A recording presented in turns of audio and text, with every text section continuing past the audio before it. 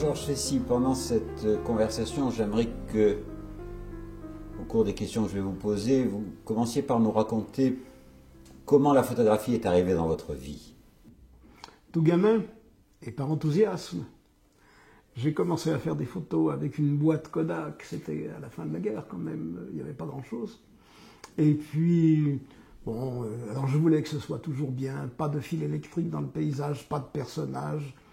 Et je me souviens même que plus tard, à l'âge de 15 ans, en montagne, je photographiais un chalet avec deux vaches à côté, et un monsieur m'ayant vu faire m'a dit « Tu sais composer un tableau ?» Alors j'étais furieusement vexé, parce que me faire ça, moi... Donc voilà, j'avais des prétentions qui se sont envolées par la suite. Donc voilà. Et puis ensuite, il y a eu deux événements dans ma vie qui ont été deux accidents de santé. Un à l'âge de 15 ans, donc. Et j'étais en préventorium à Chamonix. Et j'avais des heures de repos couché où je pouvais voir ce formidable paysage. C'était en plein hiver. Le soleil tournant sur les aiguilles de Chamonix, et au bout de quelque temps, j'ai vraiment découvert ce qu'on peut appeler l'observation, c'est-à-dire le changement de la lumière sur les aiguilles de Chamonix. Et ça a été pour moi une révélation, et je gardais ça pour moi. Et là, soudainement, ça m'appartenait, c'était la possession. Je connais ça encore. Toutes les photos faites au cours des dizaines d'années suivantes, c'était mon appartenance. J'avais la possession de ce que je faisais. Et ça, c'était formidable. Déjà, ça a été très déterminant à l'âge de 15 ans. Et ensuite, le deuxième accident, ça a été une chose plus sérieuse, vraiment tuberculeuse, un ganglion dans le cou qui m'a envoyé en sanatorium pendant 1 an.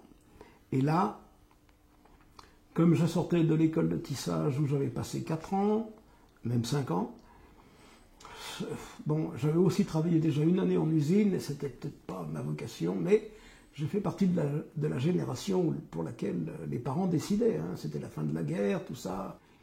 Et j'ai eu des entretiens avec un monsieur qui a reniflé un peu vers quoi je tendais. Et il m'a dit, si tu veux, j'ai l'impression que la photo t'intéresse, il y a une place à prendre dans 1 mois. Notre photographe s'en va, il est guéri, tu pourras prendre la place. Et là, on m'a donné le laboratoire, la clé du laboratoire. J'ai été dispensé de certaines heures de repos et j'étais payé 27 francs par mois, c'était magnifique, mais j'avais une espèce de liberté. Et soudainement, la porte s'ouvrait, c'était magnifique. C'est-à-dire que je changeais de monde. Donc il y avait quelque chose, et puis je sentais qu'on allait me soigner correctement, définitivement, et puis que peut-être je pouvais espérer faire autre chose que le textile, et je refusais le fait d'être condamné. On m'avait dit plus d'alpinisme, plus rien, j'avais dit on verra. Et en plus de ça, j'avais découvert quelque chose qui a été un événement, c'est la Divine Comédie de Dante. Et ça, j'ai plongé là-dedans, et la descente dans la 9e fosse, pour moi, ça a été l'ouverture d'un monde fantastique. Et j'ai toujours eu un intérêt pour le fantastique, et je pensais avoir compris la Divine Comédie. 30 ans après, je me suis aperçu que j'étais passé à côté. Mais ça fait rien, ça a été déterminant. Et ensuite, je suis rentré convaincu que j'allais devenir photographe du jour au lendemain. Bon, on a droit à ces illusions-là quand on a 20 ans. Ça a été un conflit avec mes parents. Je passe sur les détails, mais j'ai dû reprendre l'usine, bon gré mal gré. Comme je travaillais 8 heures de suite, soit 1 semaine le matin, 1 semaine l'après-midi, j'avais encore toute une demi-journée pour faire de la photo. Et ça me passionnait à un point tel que je me couchais à 2 heures, 3 heures du matin, je reprenais l'usine le matin à 6 heures, donc j'ai mené un peu une vie de patachon, mais pour la photographie. Et alors comment vous êtes passé de ce métier finalement d'ouvrier qui faisait de la photographie pour le plaisir, à un métier de photographe qui finalement après a eu d'autres loisirs et d'autres plaisirs? J'avais une base d'amateur, mais vraiment médiocre. Une fois rentré à Lyon, j'ai trouvé un laboratoire que j'ai fabriqué, enfin bref, j'ai commencé à travailler pour moi et je me suis fait la main tout doucement. Jusqu'au jour où quand même, au bout de 6 ans, j'ai quitté l'usine et là je me suis jeté à l'eau. À l'époque, il n'y avait pas de chômage, on trouvait du travail du jour au lendemain. j'ai eu une opportunité de travailler en photogravure. Le chef du service a compris que j'étais un passionné, il a senti mon enthousiasme et il m'a gardé. Et à la fin, j'étais tout à fait compétent. J'ai fait seulement 6 mois, mais je prenais des notes, j'apprenais tout. Et donc j'ai démarré comme ça. J'ai quitté la photogravure pour rentrer dans un atelier, une agence de publicité. Et alors, mon patron, parce qu'on veut dire patron, ça se disait comme ça à l'époque, hein, m'a dit il faudrait photographier ce fromage-là. Un énorme bleu énorme. Alors, me faire photographier un fromage, je trouvais ça. J'étais un peu vexé quand même en me disant me faire photographier un fromage, non mais attends, ça va pas. J'avais mes prétentions. Et alors j'ai fait une prise de vue, et puis il vient me trouver, il me dit vous êtes content, vous êtes satisfait? Moi, je dis oui, ça va très bien. Il me dit regardez là. Et on avait coupé une section dans le fromage, une section pour qu'on voit bien à l'intérieur. Il me dit vous êtes content là, regardez ça déborde là. Et puis l'aluminium là il est mal coupé. Et puis il faudrait mettre un réflecteur pour éclairer l'intérieur. Et là j'ai pris la plus belle claque que l'on peut recevoir. J'ai eu une leçon de photographie de nature morte en un quart d'heure. Je ne savais plus où me mettre et à partir de ce jour-là, je suis devenu un emmerdeur avec moi-même parce que j'ai fait par la suite des quantités de nature morte et j'ai appliqué ce principe d'être extrêmement méticuleux et donc ça a été une immense leçon. Alors, est-ce que vous diriez, comme Denis Brillat, c'est en photographiant que je suis devenu photographe? Je suis parti avec une telle détermination que maintenant, 40, 50 ans après, je suis dans la même lancée. Bon, je me suis un peu calmé, mais je me sens pratiquement mûr pour faire de la bonne photo. Et alors, est-ce qu'il y a eu dans votre parcours du début des influences, des photographes qui vous ont marqué, des photographes qui vous ont donné envie de faire, par exemple? Alors, j'avais découvert dans le sanatorium, à la bibliothèque, un extraordinaire bouquin sur une photographe dont on n'a plus beaucoup parlé. Voilà que j'ai un trou de mémoire, je ne peux plus me souvenir. Thérèse Leprat. Thérèse Leprat, merci. Ça, j'ai été totalement fasciné parce que il y avait un caractère tellement monumental, tellement graphique, un noir et blanc profond. C'était imprimé en hélio, chose qui est maintenant une rareté. Ça a été déterminant pour moi. J'ai oublié par la suite.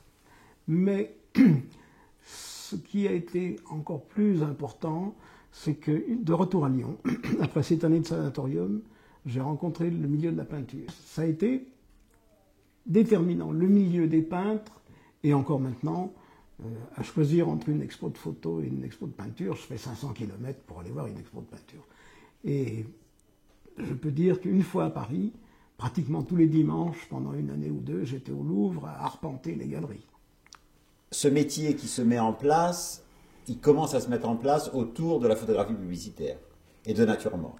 Après avoir quitté cette agence de publicité, je suis resté là une année. Je suis rentré dans un studio où j'ai passé 4 ans et demi. Et là, on faisait on faisait tout. Je me suis rompu à la photographie de lingerie, à la photographie d'objets, à la photographie industrielle dans les forges à Saint-Étienne. Enfin, on faisait tout ce que l'on peut faire, comme on dit, c'est pas péjoratif, mais comme on peut faire en province. Donc j'ai fait mes armes véritablement, jusqu'au jour où on m'a proposé un poste à Paris, dans une belle agence de publicité qui était plutôt un atelier de création. Et on m'a pris sur mon dossier, sur le champ. Encore une fois, l'époque était favorable. Et là, arrivé à Paris, j'ai découvert ce que c'était de travailler professionnellement dans la capitale. C'est-à-dire, j'ai découvert ce que pouvait être une styliste, un directeur artistique, un laboratoire qui tient ses délais, et ainsi de suite. Et l'exigence de tous, ça a été une école magnifique. Et j'ai fait beaucoup de nature morte. J'ai commencé à faire des prises de vue 20-25 et ça m'a tenu pendant 30 ans. C'était une superbe découverte. Donc, photographie publicitaire, photographie industrielle encore. Oui. Photographie d'objets d'art. Oui, on a fait objets d'art, pas encore. Pas encore. Mais là, on a fait des campagnes pour Kodak, on faisait des affiches 3 mètres par 4, on avait le budget Kodak, enfin bon. Et là aussi, seconde école à la parisienne. Puis en plus, dans la précipitation, la fièvre d'une agence de publicité, qui était un atelier de création, je le dis bien, c'était différent. Il y avait une ambiance magnifique, et les personnes qui m'ont fait venir à Paris à cette époque, je les vois encore, et c'est un grand merci que je leur adresse, parce que c'est les 35 années, 40 années qui ont suivi, c'était grâce à ces personnes qui m'ont ouvert les portes. 2 ans dans cette agence de publicité, dépôt de bilan hélas, et je me suis mis à mon compte. Avec un bon copain, un associé, on a tenu 9 ans ensemble. Et là, mes prétentions photographiques personnelles, du jour où j'ai été à mon compte, j'ai dû les faire passer à la trappe, parce que j'ai vu ce que c'était que d'être à son compte en tant qu'artisan, qui était un statut possible à l'époque, qui est devenu médiocre par la suite. Mais bon, il fallait fournir, il fallait payer un loyer. C'était assez difficile. Et là, on a fait feu de tout bois. Donc on avait un dossier qui comprenait indifféremment de la pub, de la lingerie, enfin toutes sortes de choses diamétralement opposées. Et quand on prospectait dans les agences de publicité, on nous disait « Ah, mais alors vous savez faire ça et ça, donc vous savez rien faire. » Hop, au suivant. Ça, c'était cruel. Ça a été difficile, réellement. Alors bon, au bout du compte, on a réussi quand même à travailler, mais en tirant un trait sur toutes sortes d'ambitions personnelles, plus une minute pour faire, ni plus l'envie, parce qu'on était inquiet quand même de notre avenir.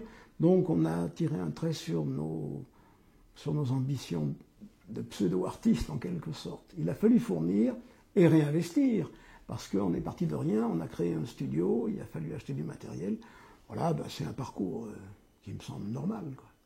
Mais comme on se disait polyvalent, on n'a pas eu on a manqué de perspicacité. C'est-à-dire que si on avait véritablement été parisien, on aurait déjà eu quelques éléments. Ce qu'on ne savait pas, c'est qu'il faut être spécialisé.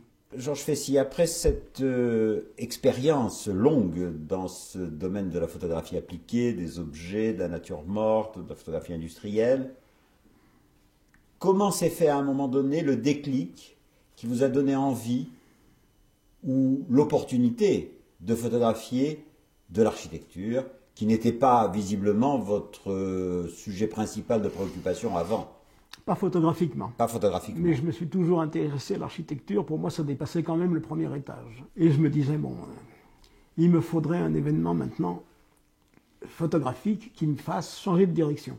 Parce que ça n'allait plus dans ma tête. Je veux dire, bon, si c'est ça, il y avait une espèce de routine pas passionnante. Je suis rentré à Paris pour trouver un message d'un monsieur que je connaissais de longue date, un architecte, qui m'a dit « Tu auras un appel du directeur de la Fondation Ledoux à la Saline d'Arc-et-Senans. » Mon sang n'a fait qu'un tour, parce que la Saline d'Arc-et-Senans, c'est un lieu que j'avais visité par 3 fois, et j'avais eu un véritable choc esthétique. Et là, je me suis dit « Mais c'est ça ».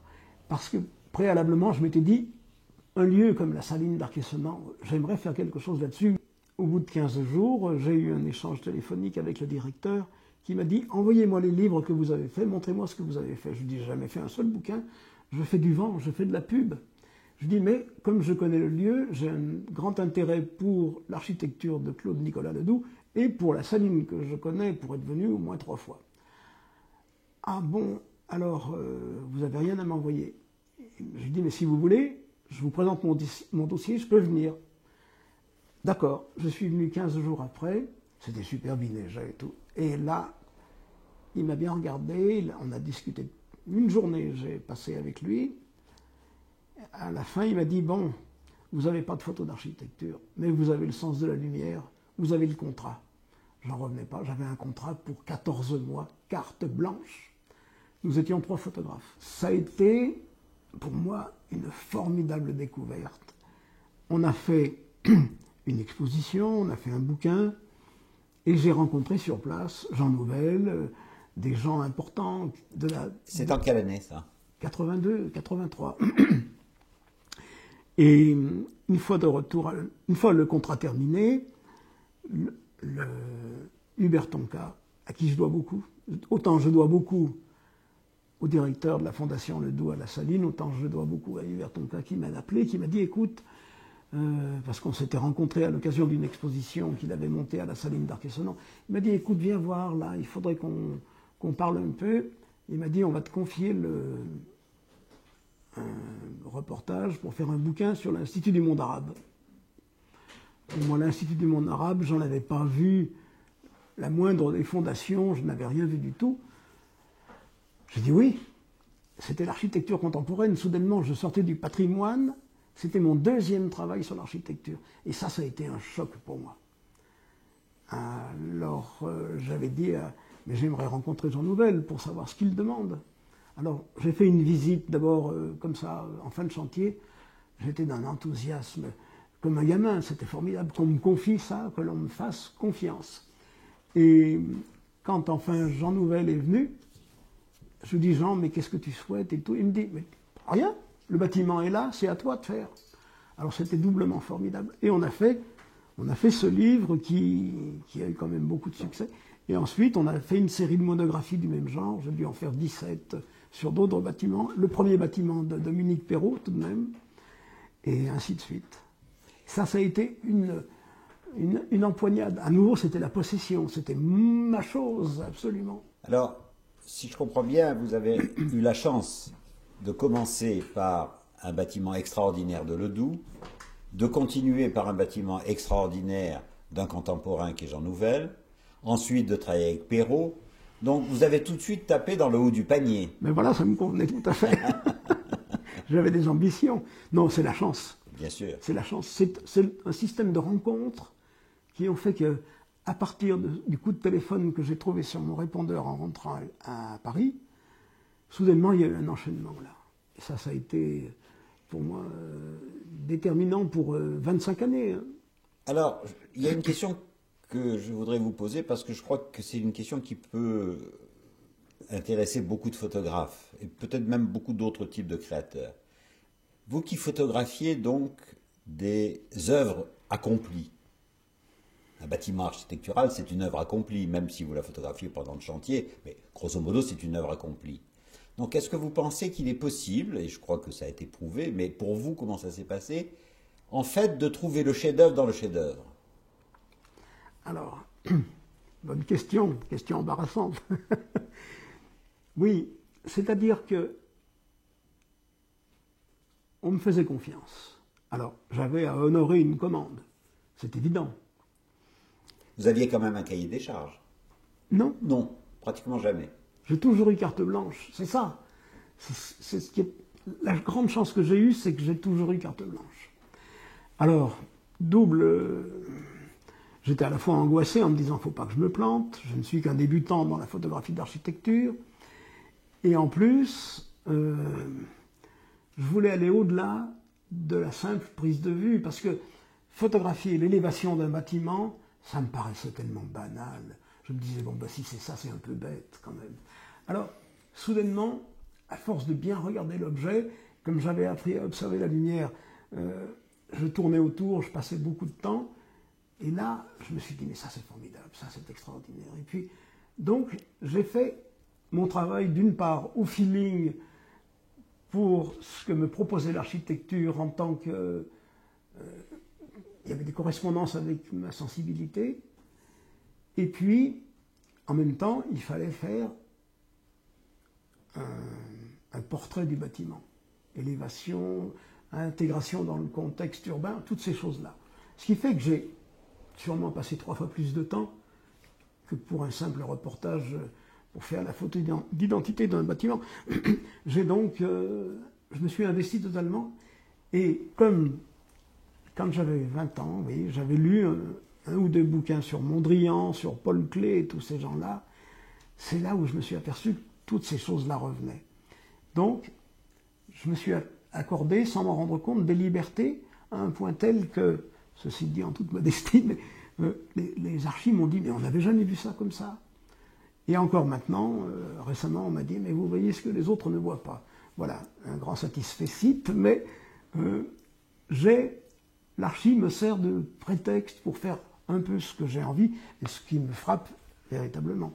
Mais ça, c'est le résultat d'une observation forcenée sur la Saline d'Arquesonant, où il y avait dans les livres écrits par Ledoux, il y avait une phrase qui m'intriguait beaucoup, qui disait « Je veux que la courbe de la Saline soit aussi parfaite que la courbe du soleil dans sa course. » Enfin bref.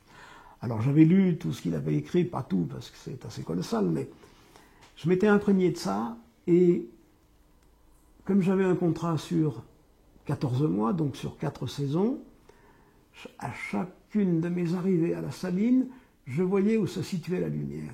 Et ça a été pour moi un formidable apprentissage, même une conquête. C'est-à-dire que je savais à quelle heure de chaque saison où était le soleil. Ça, c'était formidable. Donc ça m'a été bénéfique pour les années à suivre et pour tous les bâtiments. Alors, est-ce que cette vision de l'architecture, comment est-ce que vous avez réussi à passer et à alterner, moi c'est ça qui m'a un peu sidéré dans votre travail, c'est que vous êtes capable de retourner à l'Institut du monde arabe, de retourner à la Saline d'Arc-et-Senans, de faire des bâtiments qui ont une vocation plus utilitaire comme les bâtiments européens. Alors, comment tout ça, ça se passe dans votre tête pour finalement de sauter du coq à l'âne? Ou est-ce que c'est la même chose? Voilà, c'est à peu près la même chose, parce que d'abord, il faut quand même annoncer le plaisir de la découverte. Je vais au feeling, je vois l'objet, qu'il soit du XVIIIe siècle ou qu'il soit totalement contemporain, c'est toujours le phénomène d'appropriation, c'est ça. Et donc je navigue, je fais mes repérages, même des fois je démarre tout de suite sans faire de repérage, parce que je vois les choses. Et c'est la même préoccupation. Et puis c'est la possession. C'est ma chose, et j'irai jusqu'au bout. Donc, indifféremment que ce soit la Cour de justice européenne au Luxembourg, que ce soit le Parlement européen, que ce soit le château de Bénouville de Ledoux, contemporain de la Saline d'ailleurs, qui est pourtant un gros bloc, avec simplement 4 colonnes sur la façade, c'est d'aller au-delà de ce que je vois quand même. C'est qu'est-ce que je vais pouvoir extraire de cette chose-là. C'est une approche, c'est à la fois physique, et puis il y a tous mes antécédents, tout ce que j'ai vu en matière de peinture. Et ça, je dois dire que à courir les musées, les expositions, je me suis fabriqué l'œil. J'ai un regard qui n'appartient qu'à moi, et puis attention, je ne prêche personne pour aller dans le même sens. On est fait ainsi, mais mon regard sur la peinture est déterminant. Et quand on me laisse travailler sur un sujet, eh bien, j'ai un véritable plaisir. J'ai jamais eu le sentiment d'être au charbon, quoi. Si, évidemment, je traîne 30 kilos de matériel, mais ça fait rien. Il y a un engagement physique, voilà, c'est ça. Il y a une possession du sujet, et puis je creuse, quoi. C'est sûr, je creuse du regard, quoi. Alors, quand vous parlez de l'influence de la peinture dans votre travail photographique, est-ce qu'il y a une période plus particulière de l'histoire de la peinture qui vous a influencé? Alors, pour la peinture, le Piranèse me parle par la puissance du trait, la densité des images me parle beaucoup, c'est vrai. Mondrian m'a fasciné quand j'avais 20 ans, parce que je connaissais rien, donc j'étais bon public. Paul Klee aussi, j'étais bon public. J'ai eu, à la faveur de quelques voyages, j'ai eu 4 ou 5 chocs esthétiques qui ont été pour moi des événements, mais très très forts. Il y a eu la ronde de nuit à Amsterdam. Je faisais un travail d'une quinzaine de jours et je suis resté totalement fasciné. Autre choc esthétique, toute la période noire des Goya à Madrid, ça, pour moi, c'était d'une telle violence. C'est la puissance créatrice qui est contenue là-dedans qui me fascine. Autant je suis fasciné par la puissance créatrice, ça paraît un peu pompeux, mais c'est vrai de ces grands peintres, que par l'artisanat de l'ébéniste du coin. Le savoir-faire, c'est ça. C'est ce qui me fascine à chaque fois. Et là, on peut avoir foi en l'humanité véritablement avec ça. Oh, alors, j'en reviens, autre choc esthétique, à Florence, la chapelle des Médicis, que j'ai vu un matin à l'ouverture avant d'aller travailler à Rome ensuite. Je me suis précipité pour voir ça. Je ne m'attendais pas à un tel trait de génie. Et puis autre chose, autre choc esthétique, et ça a été la découverte de la Saline d'Arc-et-Senans. Je l'avais vu par hasard dans le Don Juan de Bluval, à la télévision, il y a quelques dizaines d'années. J'avais longuement cherché, je ne savais pas où ça se trouvait. Et finalement, c'est Claude Manceron, un ami historien, qui m'a dit « mais c'est ça, va voir ». Et le jour où je suis arrivé, quand j'ai vu la dimension du lieu par rapport aux petites images que j'avais aperçues dans le film, là, je suis resté complètement fasciné. J'ai dit, mais c'est ça, c'est prodigieux. Et en plus, on a le sentiment, quand on rentre dans l'enceinte de la Saline, que c'est régi par les mathématiques. Il y a quelque chose de supérieur qui nous échappe, mais qui fait qu'on s'y trouve bien. J'avais des correspondances physiques avec ça. Et j'ai toujours eu ça, en matière d'architecture, des correspondances physiques avec les bâtiments. Même si au début c'est assez rebutant, il y a un moment où il se passe quelque chose.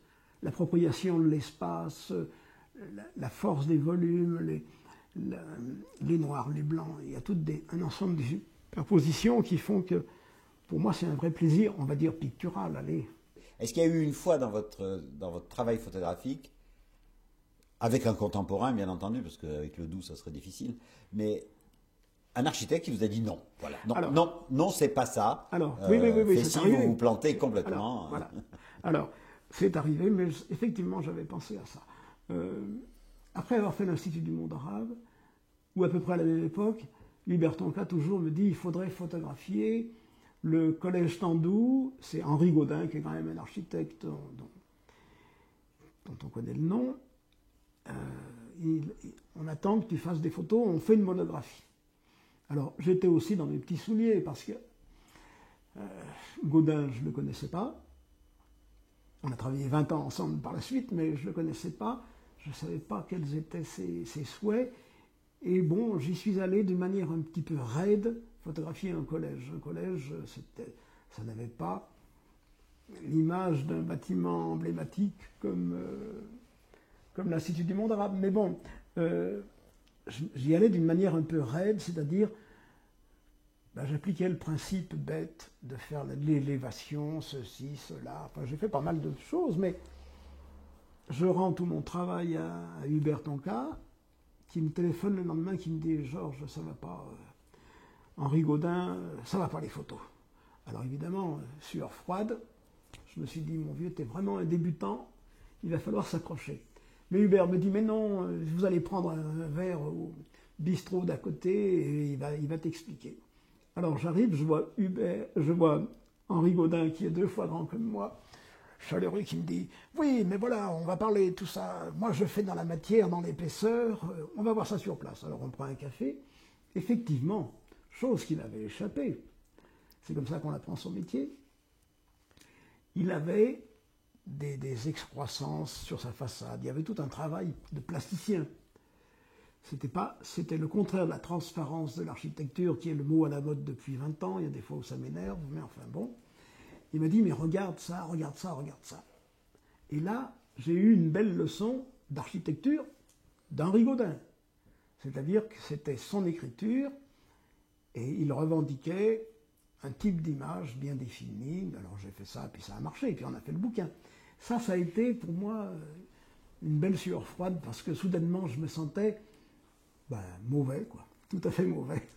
L'incompréhension du sujet. Si on compare la photographie d'architecture à d'autres domaines de la photographie, si j'ai bien compris votre façon de travailler surtout, finalement le hasard a une petite place, alors que dans d'autres domaines comme le reportage ou... Le hasard... Voilà, vous essayez de dominer le plus possible le hasard quand même. Oui, et puis une fois qu'on est placé quelque part, on ne bouge plus, quoi. Le calage sur le verre dépoli se fait au millimètre. On ne va pas se mettre à courir ailleurs pour faire autre chose. J'étais en Espagne là au printemps, avec ma chambre. Je photographiais une passerelle de Dominique Perrault, un bel objet. Ça a duré 1 semaine, là, voilà, ça aussi, 1 semaine pour photographier une passerelle. Alors on crie au fou si on entend ça sans connaître le sujet. Eh bien, il m'a bien fallu 5 jours, enfin 1 semaine c'était 5 jours. Il m'a bien fallu 5 jours pour faire le tour de l'objet. C'était un vrai plaisir. Graphiquement, un beau sujet. Et alors les gens, comme cette passerelle enjambait un parc de loisirs, pas de loisirs, un parc tout neuf, tout récent d'ailleurs, où les gens faisaient du vélo, de la planche à roulettes et tout. Il y a des promeneurs qui sont venus vers moi qui m'ont dit « Vous êtes vraiment un vieux photographe.